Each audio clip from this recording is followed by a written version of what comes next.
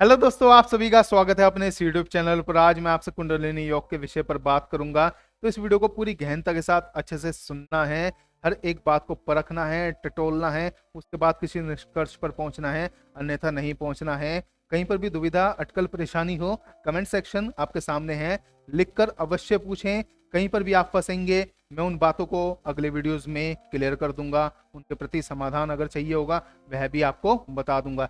जैसे कि आप सभी लोग जानते हैं कुंडलिनी शब्द को, यह हजारों लोगों द्वारा, करोड़ों लोगों द्वारा हजारों वर्षों से फॉलो किया जा रहा है, अभ्यास किया जा रहा है। अब तो ये पूरी दुनिया में भी प्रचलित है, सभी लोग इसको फॉलो कर रहे हैं धीरे धीरे।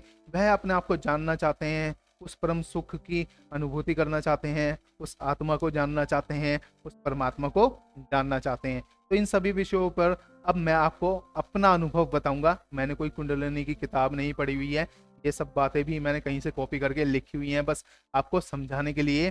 क्योंकि कुंडलिनी कोई ऐसी भी चीज नहीं है आपको ये सब पढ़कर ही उजागरित होगी। यह सीधी भी होती है, लेकिन काफी मुश्किल है इन सभी बातों पर पहुंचना, क्योंकि एक उम्र का तकाजा भी है। इतना इजी नहीं है इन सभी को समझना, अपने आप को अंडरस्टैंड करना और यहाँ तक इस लेवल पर जागृति करना। तो आपको हर एक बात सुननी है, उसके बाद ही आप इसको सच या झूठ माने। अदरवाइज बिल्कुल भी आकलन नहीं करना एकदम से कि आपने थोड़ा सा सुना और आप किसी निष्कर्ष पर पहुंच जाएं, उससे आप कहीं नहीं पहुंचेंगे। अल्टीमेटली वीडियो का मकसद भी नष्ट हो जाएगा। इस वीडियो को आप अधिक से अधिक शेयर करें ताकि ये सब बातें अधिक से अधिक सब लोगों तक पहुंचे, ताकि वह भ्रम और भ्रांति से दूर रहें। यही मेरा मकसद है। मुझे कोई पैसा नहीं चाहिए आप लोगों से, ना मेरा कोई मोटिव है। आप में से कुछ लोग बोल सकते हैं कि अल्टीमेटली मैं ये बताना चाहता हूँ कि मैंने कुंडलिनी जागृत कर ली है। ऐसा कुछ भी नहीं है, ये तो सब स्वार्थी बातें होती हैं। इनसे भी आपको और ऊपर उठना है, यही इस वीडियो का मकसद है। तो आइए शुरुआत करते हैं। कुंडलिनी, इंग्लिश में कुंडलिनी को ऐसे लिखते हैं। अब देखिए, यह कुंडल शब्द से बना हुआ है, संस्कृत का कुंडल शब्द। कुंडल आपने सुना ही होगा, कुंडल क्या होते हैं, गोल होते हैं ना। अब इसको इंग्लिश में सर्कुलर बोलते हैं। इसको रिप्रेजेंट किया जाता है कुंडलिनी को कॉइल्ड सरपेंट से। कॉइल्ड सरपेंट या फिर कॉइल्ड स्नेक, जैसे ही कॉइल होती है ऐसे घुमावदार होती है ना, तो सांप भी कॉइल बनाकर ही ऐसे बैठता है। देखिए, आपने देखा होगा ना, सांप ऐसे करके लेट जाता है।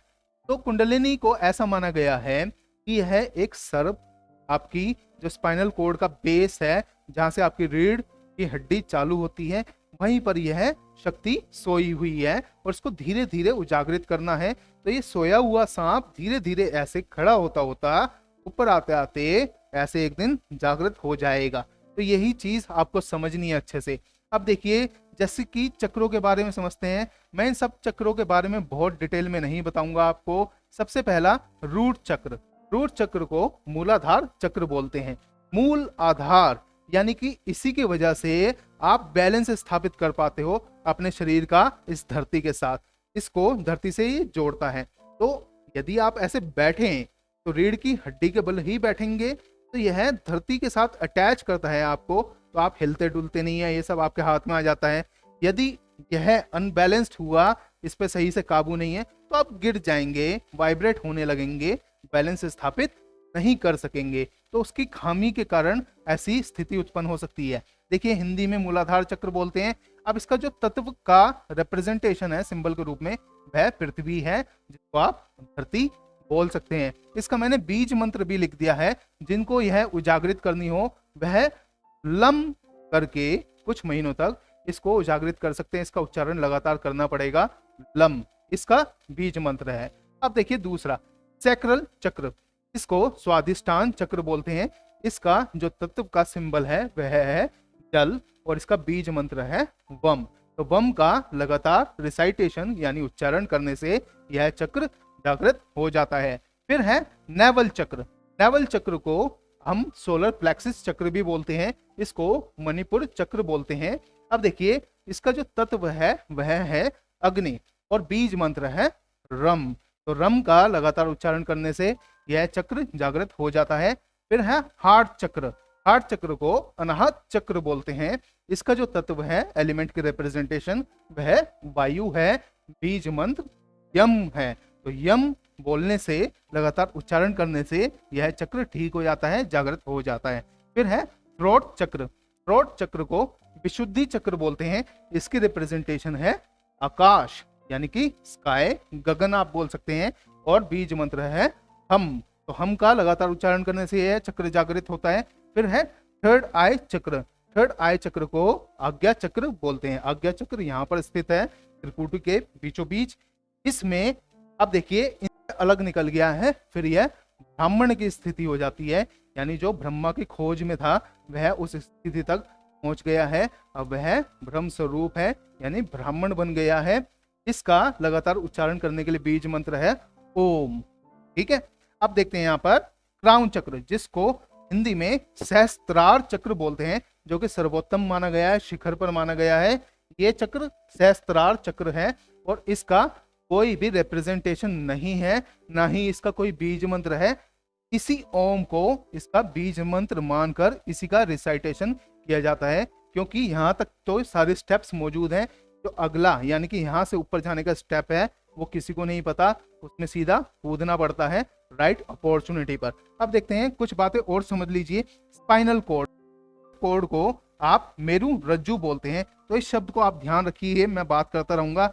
मैं बात करूंगा ड्रीमिंग स्टेट की, स्वप्न लोक की और कॉस्मोस की। अब मैं बहुत सारे आपको अनुभव बताऊंगा, बेकिताबी हैं, यानी कोई किताब से पढ़कर नहीं है, ये रियल अनुभव है जो सीधा सीधा मैंने नोटिस किया हुआ है अपने इतनी वर्षों की खोज के बाद में, जो भी अब मैं नतीजे पे पहुंचा हूं। पहले मैं भी कुछ भी नहीं मानता था कि दुनिया में ये सब बातें करते रहते हैं, ये सब निरर्थक हैं, इनके कोई अर्थ नहीं है। हाँ, उसमें शुद्धि करनी पड़ेगी, आपको बातों को अच्छे से टटोलना पड़ेगा, क्योंकि शुद्ध चीजें अब भी मौजूद हैं, बाकी मिलावट बहुत सारी है, जिसकी वजह से अटरली कंफ्यूज स्टेट में पहुंच जाता है मानव, और वह ये सब फिर सोचता है कि यार ये तो सब बकवास है, इससे कुछ भी नहीं होने वाला। जैसे कि कुंडलिनी योग कहलाता है, तो योग का सीधा सीधा अर्थ है कि connect the lower to the higher, यानी सूक्ष्म से अपने आप को सर्वोत्तम उस चेतना तक जोड़ना। तो यही तो जागृत कर रहे हैं, इसको धीरे धीरे धीरे जागृत करके आपकी इंटेलिजेंस रेस हो जाएगी। आपका जो फोकस है, जो केंद्रीकरण है, आप केंद्र पर एकदम से फोकस करते हैं, ये बहुत ज्यादा इंक्रीज हो जाएगा। आप मिथ्या में कभी नहीं फंसेंगे, आप भ्रम में कभी नहीं फंसेंगे। आप में से बहुत सारी एंजाइटी खत्म हो चुकी होगी, डिप्रेशन का नामो निशान तक नहीं बचेगा, हर एक चीज क्लियर पर्सपेक्टिव के साथ आपको दिखेगी। तो इन सब चक्रों को जागृत करने से यह चीज होती है। हालांकि इन चक्रों को जागृत करने के लिए बहुत सारी शॉप्स खुली हुई हैं, जिसके अंदर इमेजिनेशन के थ्रू वह इनको जागृत करवाने की कोशिश करते हैं। कुछ लोग सफल हो जाते हैं, हजारों लोग नहीं हो पाते हैं, अल्टीमेटली वह अपना पैसा भी खराब कर देते हैं। वह पैसा जब खराब होता है तो उनको ऐसा भी महसूस होता है कि ultimately we did not reach anywhere, हम कहीं पर भी नहीं पहुंचे। तो इससे बचने के लिए आपको भ्रांतियों को दूर रखना है, इसमें आपको समझना है जरूरी भी नहीं है कि हर आदमी के लिए स्टेप्स काम करें, किसी किसी की सीधी भी यह जागृत हो जाती है। तो यही सब बातें अब मैं आपको बताऊंगा। मेरी एक एक बात आप बिल्कुल अच्छे से परखना, इसको समझना, इमेजिनेशन मत करना, यानी कि कोई कल्पना मत करना कि मैंने आपको बोला और आपने कल्पना करनी चालू कर दी, क्योंकि वह फेक होगी, अनरियल होगी, असलियत में कोई वजूद नहीं होगा, क्योंकि कल्पना सब यहाँ पर चल रही है, ये एग्जिस्ट नहीं करती, इसको हम बुनते रहते हैं अपने आप से। यदि मैं बोलूं कि देखो खरगोश, आंखें बंद करके, तो आप खरगोश दिखने लग जाएगा, क्योंकि मैंने बोला और आपने हाथों हाथ कल्पना कर ली। इससे ही आपको बचना है। आपको रिलैक्स्ड वे में पहले मेरी बातें एक एक करके पूरी की पूरी टटोलनी है। अब देखो क्या होता है कि हम ना बहुत सारे विचारों में इतने उलझे हुए हैं, बचपन से इतने कंडीशनड हैं कि लगातार उन विचारों को बुनते बुनते आज हम पूरे विचारों का एक गट्ठर बन चुके हैं और उनसे मुक्ति मिलने की कोई आस सी नजर नहीं आती।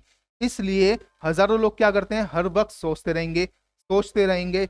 मान लीजिए अगर मेरा एग्जाम है और मैं उस एग्जाम को लेकर भयभीत होने लगूं, सोचूं कि ये मैं कर पाऊंगा, ये नहीं कर पाऊंगा, इसके बाद ये होगा, उसके बाद ये होगा, उसके बाद नौकरी लगेगी नहीं लगेगी, शादी होगी नहीं होगी, 50 बातें जिनका कोई अभी एग्जिस्टेंस नहीं है, मैं इन सब बातों में अपनी एनर्जी वेस्ट करने लगूंगा। एनर्जी का मतलब शक्ति, जो कि शक्ति मुझे यहाँ पर केंद्रित करनी थी। अगर मैं इस योग को, अपनी उस इंटेलिजेंस को रेस करना चाहता हूँ, इन थॉट्स से, इस फियर से, इस एंजाइटी से बाहर निकलना चाहता हूँ, तो ये जो एनर्जी है आपको सीधा ध्यान रखना है।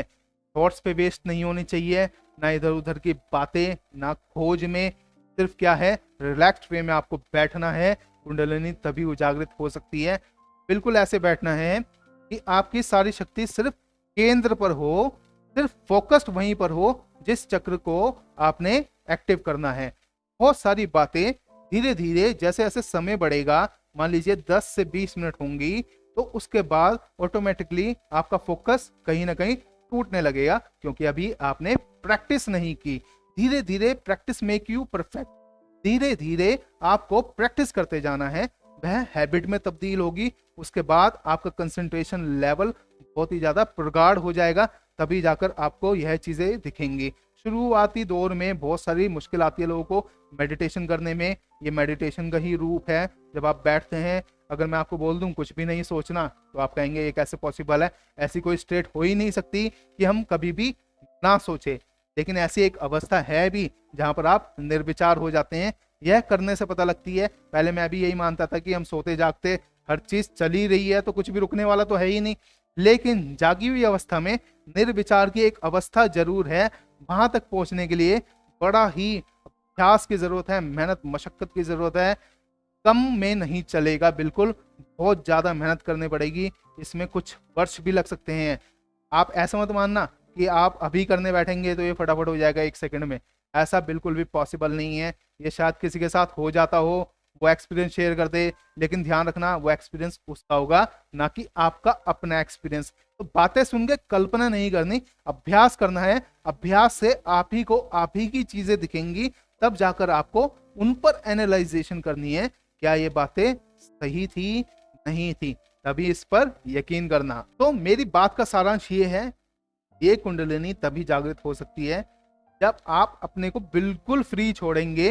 ये एनर्जी खुद ही ऊपर फ्लो कर जाएगी।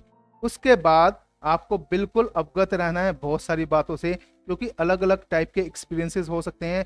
बहुत सारे लोग फियरफुल होते हैं, फियरसम होते हैं, घबराए हुए होते हैं, एंग्जाइटी में होते हैं। उनको ऐसी कोशिशें बिल्कुल भी नहीं करनी है। उनको पहले गाइडेंस लेनी है। धीरे धीरे वो इमेजिनेशन करें, इमेजिनेशन के साथ अपनी एंग्जाइटी को कम करें, थॉट्स को समझें। धीरे धीरे एलिमिनेट करने के बाद इस अवस्था तक पहुंचना है, तब जाकर आप हाईली कंसंट्रेटेड लेवल पर होकर इन सब बातों को समझ सकेंगे। आपको ये चीज ध्यान रखना है, जो मौत है अल्टीमेटली पूरी दुनिया में यही सबसे बड़ा डर है। डर का नाम ही मौत है, मौत का नाम ही डर है। Death is the fear, fear is the death.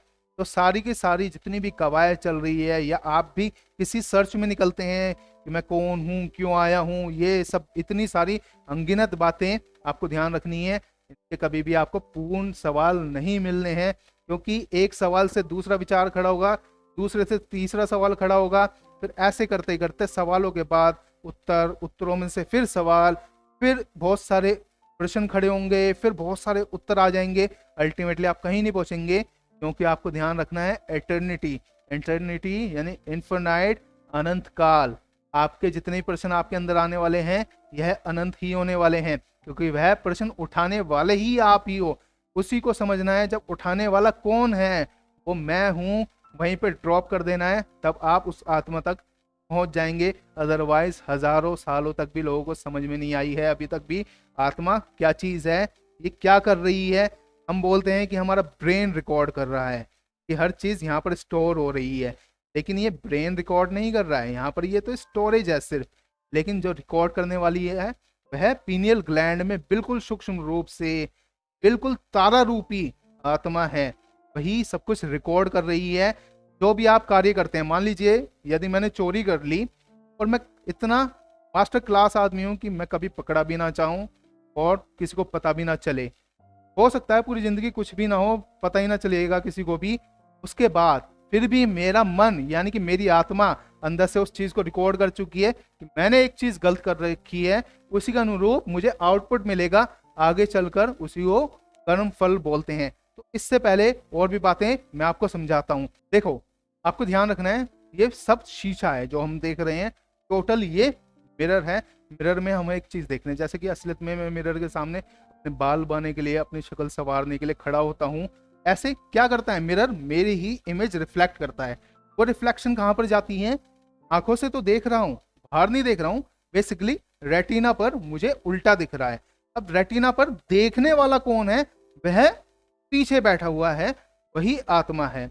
अब देखिए, जब आप आंखें बंद करेंगे, मान लीजिए अगर मैं आपको बोलता हूँ, मान लीजिए कि आप बोलते हैं ना कि चमक पड़ गई धूप की मुझे, तो धूप की चमक क्या दिख रही होगी? फ्लैश के रूप में यहाँ पर कहीं पर घूम रही होगी, क्योंकि एक्चुअल में आत्मा ने उसको ऐसे रिकॉर्ड किया था। रिकॉर्ड होने की वजह से वो थोड़ी देर तक आपको रिफ्लेक्ट होती रहेगी।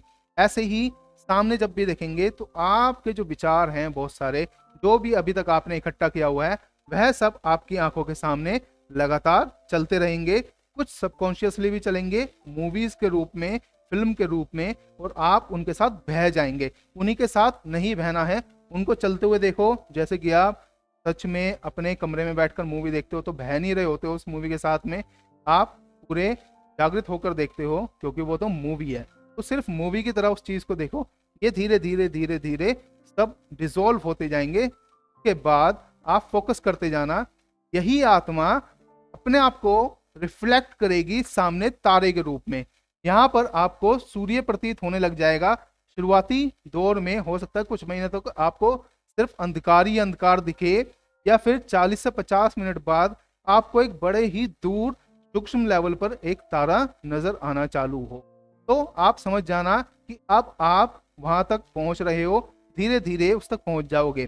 फिर वह क्या करेगा? वह नजदीक आना चालू होगा। वह तारा बेसिकली वह नजदीक वहां से नहीं आ रहा है, ये आत्मा की रिफ्लेक्शन ही अपने आप को वापस मिलाने की कोशिश कर रही है ऐसे करके। तो उसके अंदर आप चले जाओगे। जब वह धीरे धीरे आपके नजदीक आना चालू होगा तो आपको पता लगेगा कि यही तारा मेरे सामने वह इमेज प्रस्तुत करता है रिफ्लेक्शन के थ्रू। जैसे कि एक प्रोजेक्टर होता है, तो प्रोजेक्टर से जब किरणें जाती हैं तो वह प्रोजेक्शन स्थापित करती हैं, यानी यहां से किरणें गई, मूवी सामने चल रही है।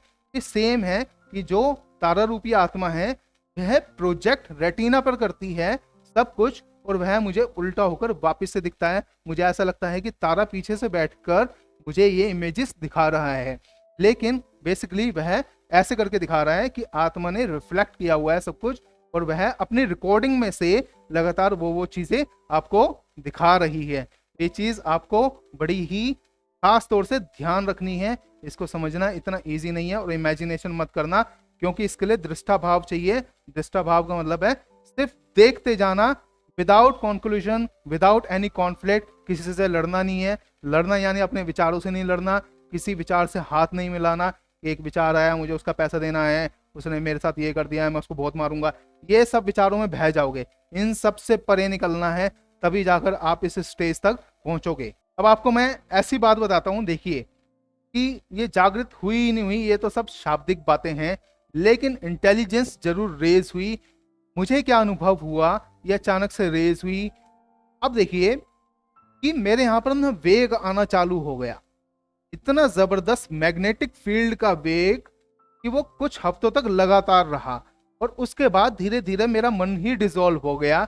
मुझे समझ में आ गया कि मन होता ही नहीं है, जो कि मैंने पिछले एक डिप्रेशन के वीडियो में बताया था, जो कि आपको किताबी बातें लग सकती हैं, लेकिन एक्चुअल में आपका कोई मन नहीं होता। ये सिर्फ दिमाग का खेल है। इसको हम अलग अलग कर रहे हैं, डाइसेक्ट करते जाते हैं अपने विचार से ही।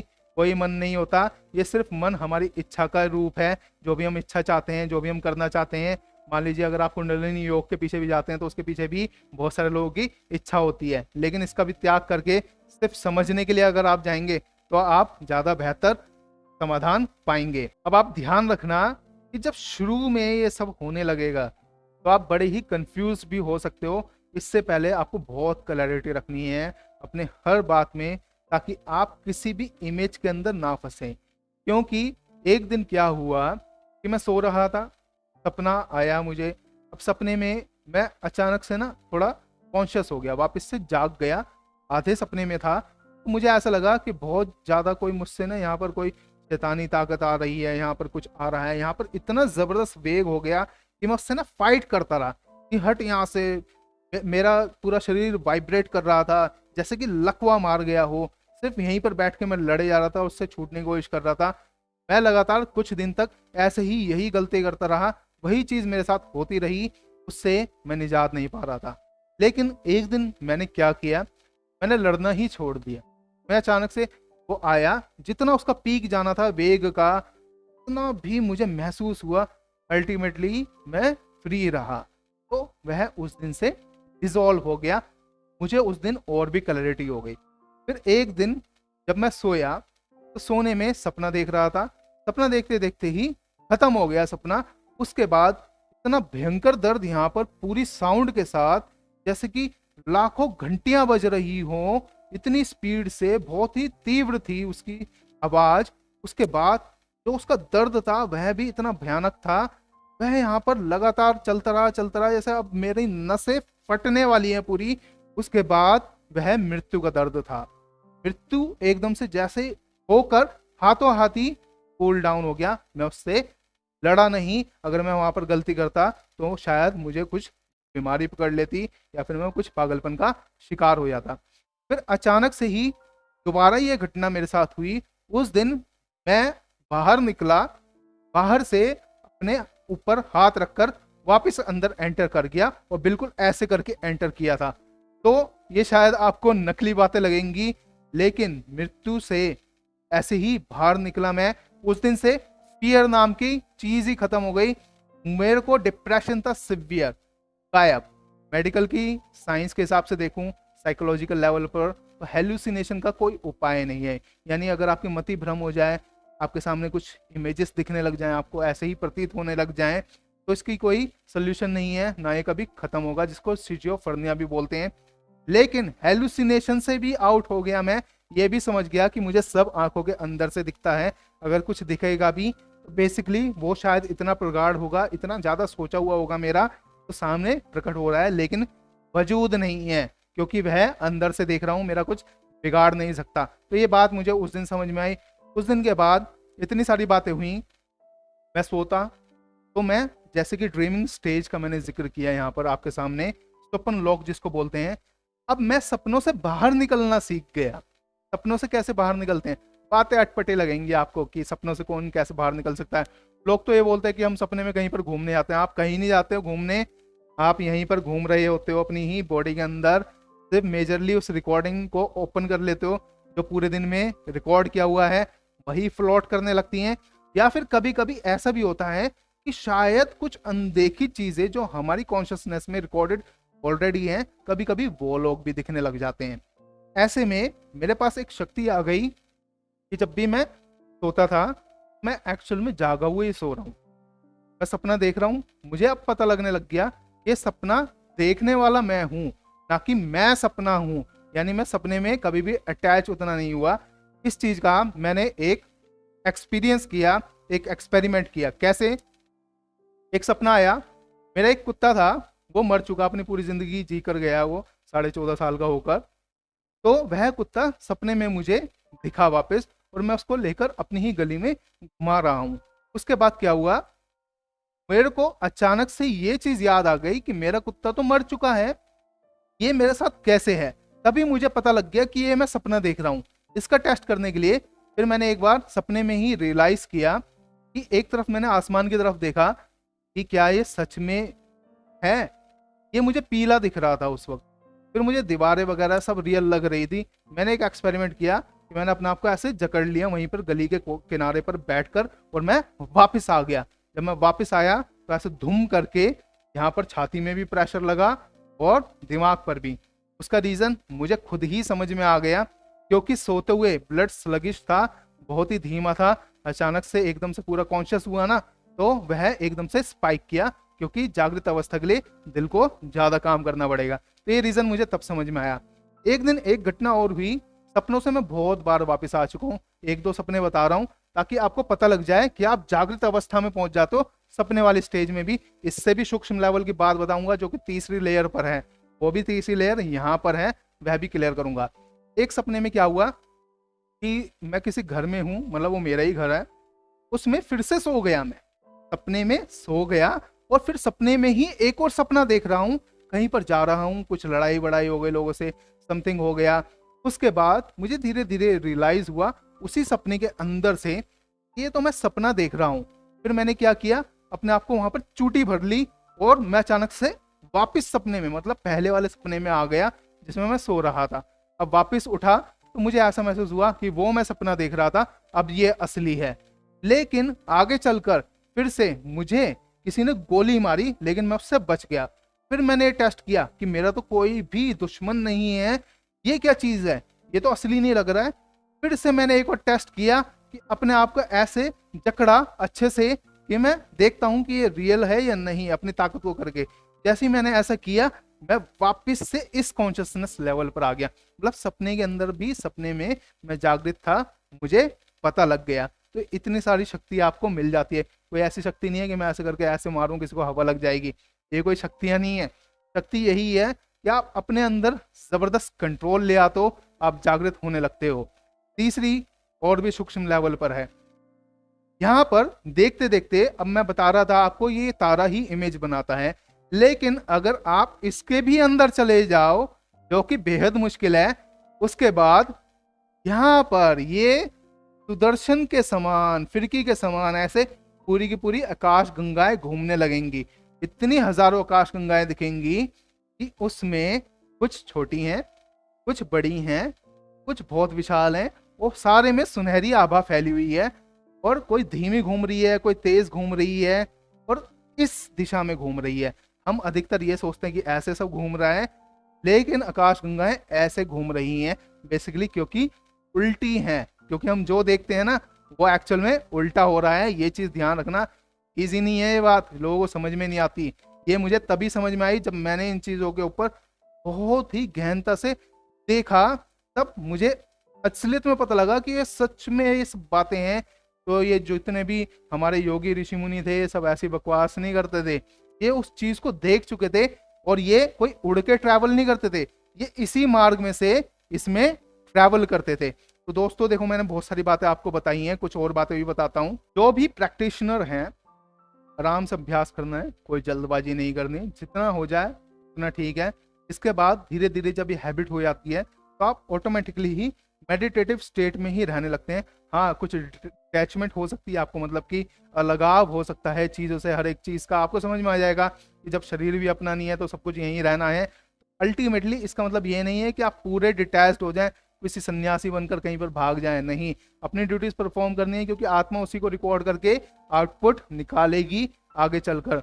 आप ये भी चीज़ का ध्यान रखें कि हमारी जो ह्यूमन कॉन्शियसनेस है, यह एक ही है, यह अलग नहीं है। क्योंकि हमने वैचारिक रूप से किसी किसी विचारधारा के कारण अपने आप को ब्रेक कर लिया है, जिसकी वजह से हम क्लैशिंग में रहते हैं, डिस्क्रिमिनेशन में रहते हैं, लड़ते झगड़ते रहते हैं। क्योंकि आप ध्यान रखना, अंग एज द ब्रेन एक ही है, सबका ब्रेन होता है ना, ये अलग नहीं है बिल्कुल भी। अलग क्या होते हैं? हमारे विचार, हमारी सीखी हुई बातें, हमारी कंडीशनिंग जो कि बचपन से की जाती है।